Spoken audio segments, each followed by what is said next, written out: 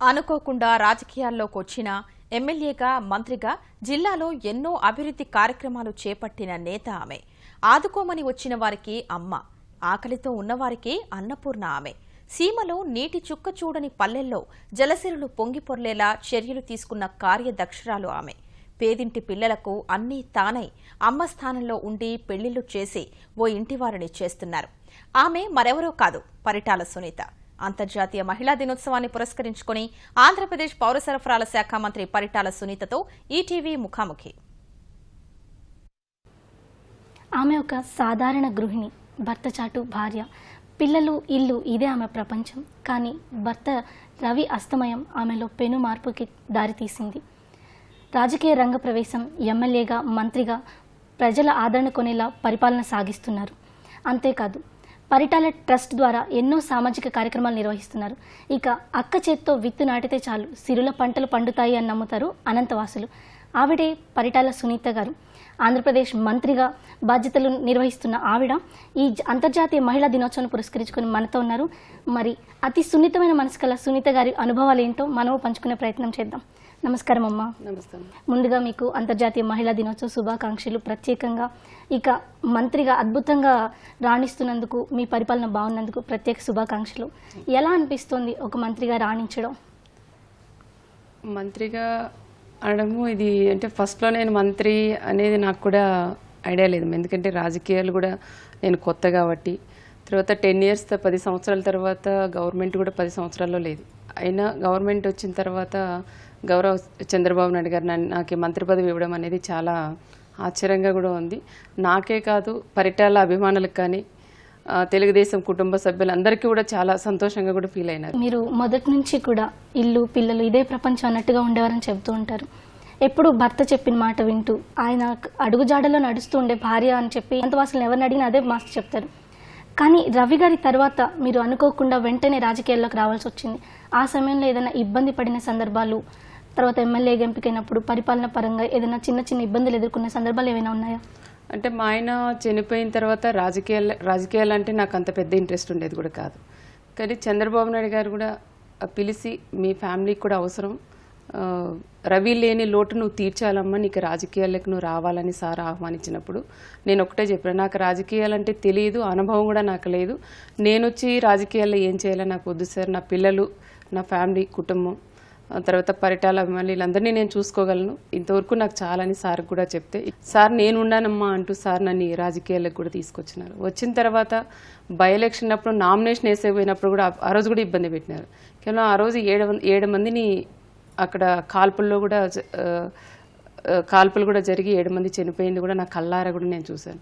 వాళ్ళని చూసి ఆ బాడీలన్నీ చూసిన తర్వాత మా కుటుంబం అవసరం, పరిటాల కుటుంబం వీళ్ళకు ప్రజలకు అవసరం. ఈరోజు అంటే 7 మంది చనిపోయినారు, ఇంకా ఎంతమందిని చంపుతారో, మన కుటుంబం ఉంటే వీళ్ళు కాపాడుకోవచ్చు కదా అనే ఆలోచనతో ఆ రోజు ధైర్యంగా ముందుకు అడిగేసి ఆ రోజు నామినేషన్ కూడా వేసాం. అంటే మామూలు మహిళలు అయితే ఎవరు కూడా వేయరమ్మా.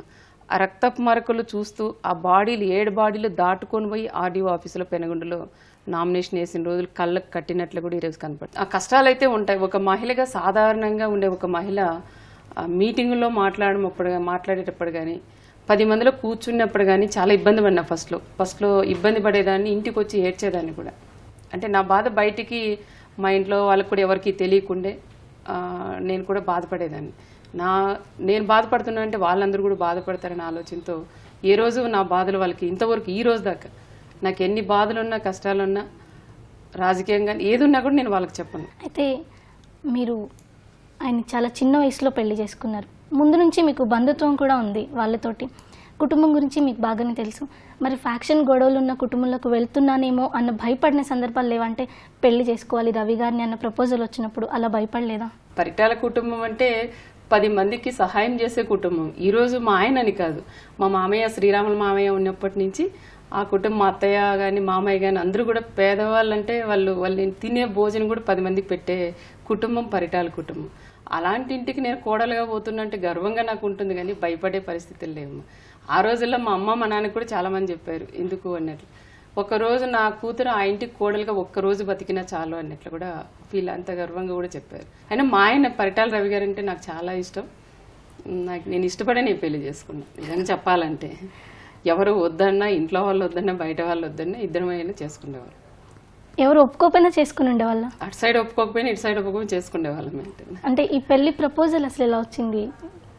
వాళ్ళకన్నా ముందు మేమే మాట్లాడాను. నన్ను చేసుకోమని అడిగారు, నేను చేసుకుంటాను అంటే నాకు కూడా అప్పుడు పెళ్ళి అంటే ఏంటి అనేది కూడా తెలియదు. కానీ నన్ను పెళ్లి చేసుకుంటామని అడిగారు రవి గారు. అడిగితే నేను చేసుకుంటానని చెప్పేసాను. ఉంటాను అంటే ఆ ఇంట్లో ఫ్యామిలీలో ఆ రోజు కాదు, మా ఆడపడుచు అంటే లాస్ట్ శైలజ ఉంది. శైలజకి నాకు ఇద్దరికి క్లోజ్ అమ్మ. చదువుకున్నప్పుడు ఇద్దరము ఏదైనా వాళ్ళ ఇంట్లో ఏదైనా చేసినా తీసుకొచ్చి నాకు పెట్టేది, కానీ వాళ్ళ ఇంటికి తీసుకుపోయి పెట్టడం అలాంటివి కూడా ఇద్దరం పెళ్లి కాక ముందు నుంచి కూడా మాకు సంబంధాలు ఉన్నాయి. మరి రవి గారు ఎలా ఉండేవాళ్ళు? బయటలాగే మీతో కూడా అంటే గంభీరంగా ఉంటారా? మీరు ఆయన భయపడేవారా లేదంటే నార్మల్గా ఉండేవారా? మా ఆయన అంటే బయట ఉన్నంత బయట గంభీరంగా ఉంటే లోపల కూడా అట్లాగే ఉండదు. పరిటాల రవి గారికి ఉండేంత మంచి మనసు ఎవరికి ఉండదు.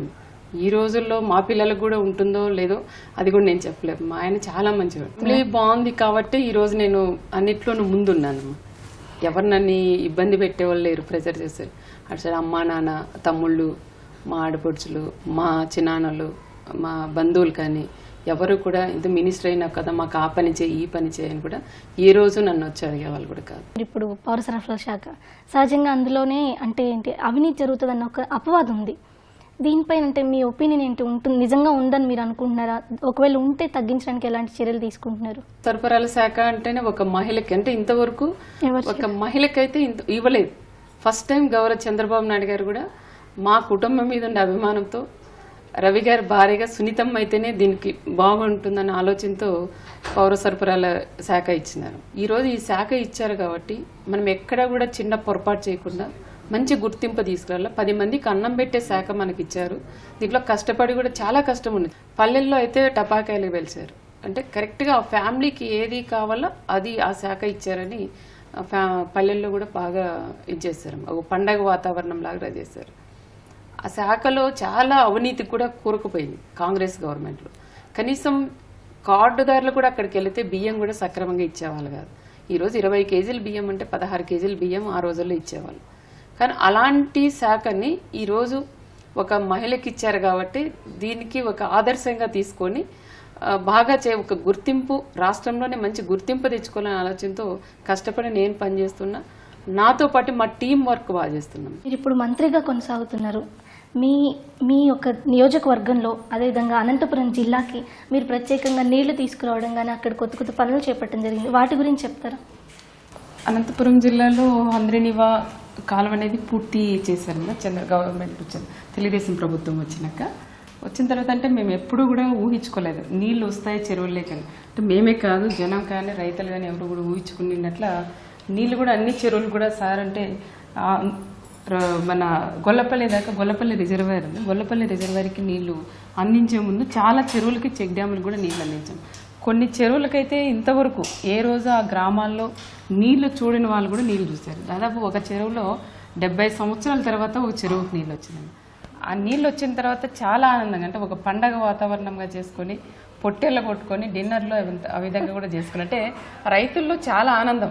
నీళ్ళు అనంతపురం జిల్లా అంటే కృష్ణా కోస్తా సైడ్ నీళ్ళు చూసింటారు కానీ మా జిల్లాలో ఫస్ట్ టైం నీళ్ళు చూడడం. ఇక సహజంగా చెప్తూ ఉంటారు సునీతమ్మ అంటే అన్నపూర్ణ అనే చెప్పొచ్చు, సునీతమ్మ అనే బదులుగా ఆవిడ ఎవరు వచ్చినా సరే ఏ క్షణంలో వచ్చినా అంత బాగా వడ్డిస్తారు. అంత ఓపిక అంటే అందరికీ ఉండదు అలవాటు. ఎప్పుడు వచ్చినా సరే పెట్టాలి భోజనం, మన ఇంటికి వచ్చిన వాళ్ళకి అన్నం పెట్టకుండా పంపకూడదు అన్నది. మీకు ఎక్కడి నుంచి అలవాటు వచ్చింది అసలు? అంటే మాకు మ్యారేజ్ అయినప్పుడు అత్తయ్య నేర్పించిందమ్మా. మా అత్తయ్య వచ్చిన వాళ్ళందరికీ కూడా అన్నం చేసి తనే సొంతంగా కూడా చేసేది కూడా.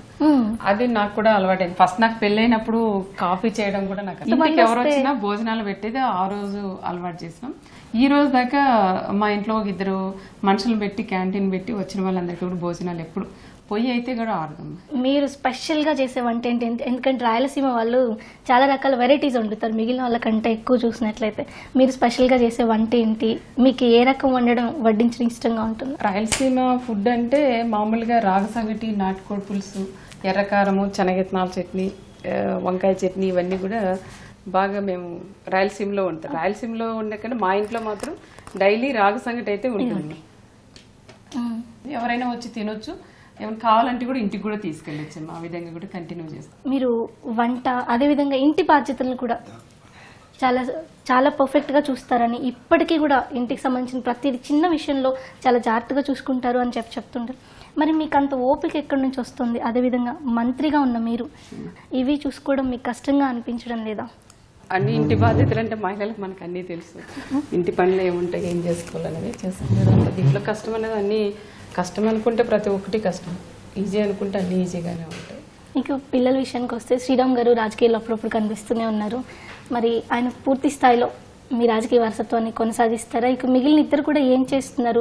పిల్లలు ఎలా ఉండాలి అని చెప్పి రవి గారు కోరుకునే వాళ్ళు ఎక్కువగా? అంటే ఆయనకు ఒకటే కోరిక, పిల్లలు బాగా చదువుకోవాలి, పాప డాక్టర్ కావాలనేది తనకి ఒక ఆలోచనలో ఉండి, పిల్లలు కూడా ఆ రోజు మాట ఇచ్చాము, మాట మీదే పిల్లలు కూడా ఇద్దరు ఆడపిల్లలు, మా ఆడబిడ్డ కూతురు, నా కూతురు ఇద్దరు కూడా డాక్టర్స్, మెడిసిన్ అయిపోయింది. ఇప్పుడు పాప కూడా పీజీ సెకండ్ ఇయర్. ఇంకా పెద్ద బాబు శ్రీరామ్ వచ్చి ఇంకా రాజకీయాలే, నాకు సపోర్ట్గా ఉన్నాడు. తను సపోర్ట్గా ఉన్నాడు కాబట్టి అన్నీ తనే చూసుకొని చేస్తూ ఉంటారు. శ్రీరామన్ నెక్స్ట్ తీసుకురావాలా వద్దనేది చంద్రబాబు నాయుడు గారి మీద ఆధారపడి ఉంటుంది. ఎక్స్పెక్ట్ చేయొచ్చా 19కి వస్తారు అని? ఎక్స్పెక్ట్ చేయొచ్చు అనుకున్నా.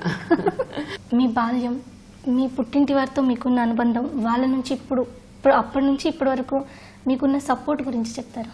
మాకంటే అమ్మ నాన్న నాకు బాగా ఫ్యామిలీ అంతా కూడా సపోర్ట్ అమ్మా. ఎందుకంటే బిడ్డకి భర్త చనిపోతే చనిపోతే ప్రతి ఒక్క ఏ తల్లి అయినా కూడా ఒక బాధ్యతగా వహిస్తుంది. తల్లిదండ్రి కూడా, తల్లిదండ్రి కానీ తోబుట్టలు కూడా, అంతకన్నా ఎక్కువ నా తోబుట్టలు కూడా నాకు బాగా నాకు ఇబ్బంది లేకోకుండా కూడా చేస్తున్నారు. ముఖ్యంగా నాకు నా మండలంలో ఉండంటే మా చిన్నాన్నలు ఎల్నారాయణ చౌదరి కానీ, రామ్మూర్తి నాయుడు కానీ, పరందమ యాదవ్, రంగయ్య ఇలాంటి వాళ్ళు కూడా ఉన్నారు. ఆ రోజు నుంచి ఈ రోజు దాకా వాళ్ళు ఎప్పుడు బయటికి పోకుండా ఈ కుటుంబాన్ని చూసుకుంటూ వాళ్ళు కూడా ఉంటారు. అందరి సపోర్ట్ అయితే నాకు బాగా ఉందమ్మా. పరిటాల ట్రస్ట్ ద్వారా చాలా రకాల పనులు చేస్తూ ఉన్నారు. ఇక ప్రత్యేకంగా చెప్పాలంటే పేద అమ్మాయిలకు పెళ్లిళ్ళు చేయడం ముఖ్యంగా చెప్పుకోవచ్చు. ఇప్పుడు ట్రస్ట్ ద్వారా విద్యార్థులకు చదువు చెప్పించడం, పుస్తకాలు పంపిణీ, ఇవన్నీ మీరు పరిటాల రవి గారు ఉన్నప్పుడు చేసేవారు. మీరు ఆ వారసత్వాన్ని అలాగే కంటిన్యూ చేశారు. మరి తర్వాత మీ పిల్లలు కూడా ఇలాగే చేస్తారు అన్న విశ్వాసం మీకుందా? విశ్వాసం ఉంది, ఎందుకంటే ఆ బ్లడ్లోనే ఉందమ్మా. సేవా కార్యక్రమాలు చేయాలా, 10 మందికి భోజనం పెట్టాలనేది ఆ బ్లడ్లో ఉంది కాబట్టి మనం వద్దనే అది మానుకోరు. మాస్ మ్యారేజెస్ అనేది కాదు. తన పిల్లలకంటే తను బతికుంటే కూడా తన కూతురికి అంత గ్రాండ్గా పెళ్ళిళ్ళు చేస్తారో లేదో తెలియదు, కానీ అంతకన్నా గ్రాండ్గా తను దగ్గరుండి పిల్లలకి, ఆడపిల్లలు మా ఆడబిడ్డలకి అందరికీ మేము పెళ్ళిళ్ళు చేసాం. అందరికీ కూడా మేము ఈ చేతులతోనే పసుపు కుంకాలు ఇచ్చి అందరూ జీవితాలు బాగుండాలని కూడా ఇచ్చినాం. కానీ దేవుడు చిన్న చూపు చూసి నాకు అదే తీసేశాడు. ఆయన పేరు మీద కూడా పరిటాల రవి గారు మెమోరియల్ ట్రస్ట్ అని పెట్టి ఆ ట్రస్ట్ ద్వారా మేము నడిపిస్తున్నాం. రవి గారి కూతుర్లకి పెళ్ళిళ్ళు చేస్తున్నారనే ఆలోచనతో మేము పెళ్ళిళ్ళు చేస్తాం. ట్రస్ట్ రాజకీయాలతో పాటుగా వ్యవసాయం, మీరు విత్తేస్తే చాలు అక్కడ మంచి పంటలు పండుతాయని అనంత ప్రజలంతా నమ్ముతారు. ఏటా మీరు కూడా తొలకరప్పుడు మీరు అక్కడికి వెళ్ళి నాట్లు వేయడం, పంట స్టార్ట్ చేయడం చేస్తూ ఉంటారు. ఈ ఆసక్తి మీకు ఎక్కడి నుంచి వచ్చిందంటే రవి గారు ఉన్నప్పుడు ఆయన చేసేవారు. వర్షం వచ్చిందంటే చాలా ఆనందపడేదాన్ని నేను. అందుకని ఒక రైతుగా నేను కూడా వర్షాలు వచ్చినాయంటే ఫస్ట్ ఇత్తనం నేను వేయాలని నాకు ఒకటి ఉంటుంది. నా పొలంలో కానీ వెళ్ళేటప్పుడు, దారిలో వెళ్ళేటప్పుడు కానీ ఎవరైనా ఇత్తనం విత్తుతున్నారంటే అక్కడ దిగి వెంటనే ఇత్తనం అది అలవాటు. ఇత్తనం అంటే మామూలుగా అందరికీ వేయడానికి రాదు. ఇత్తనం వేసినప్పుడు ఈ చేయి పెట్టాలా, మళ్ళీ ఇది పెట్టాలి, గ్యాప్ వస్తే మళ్ళీ ఇది వస్తుంది మళ్ళీ. ఈ అంతర్జాతీయ మహిళా దినోత్సవం పురస్కరించుకొని మహిళలు ఎవరైతే ఉన్నారో వాళ్ళకి అంటే వాళ్ళని వాళ్ళు మీలా మార్చుకోవడానికి, ఎందుకంటే ఒక సాధారణ గృహిణి నుంచి మంత్రి స్థాయి వరకు మిమ్మల్ని మీరు మార్చుకుంటూ విజయాల పరంపర సాధించుకున్నారు. అలా మహిళలు తమను తాము మార్చుకుంటూ అనుకున్న రంగాల్లో అభివృద్ధి చెందాలన్నా, ముందుకు వెళ్ళాలంటే మీరు ఇచ్చే సలహా ఏంటి? ఒక మహిళ అనుకుంటే ఏదైనా సాధించగలం అనేది ఒక నమ్మకం అనేది నాకు ఉందమ్మా. ఎందుకంటే ఒక మహిళగా వంటింటికే పరిమితమైన ఒక మహిళని ఈరోజు నేను రాజకీయాల్లోకి వచ్చినప్పుడు చాలా ఉంటాయి, ఒరదొడుకులు ఉంటాయి. కానీ అవన్నీ కూడా నిలదొక్కున్నప్పుడే మనమంటూ ఏంటనేది నిరూపించుకోవచ్చు. నేను రాజకీయాల్లోకి వచ్చినప్పుడు చాలా ఉన్నాయి నాకు. ఒక పక్క రాజకీయంగా ఉంటాయి, ఫ్యామిలీ అన్ని రకాలుగా ఉంటాయి.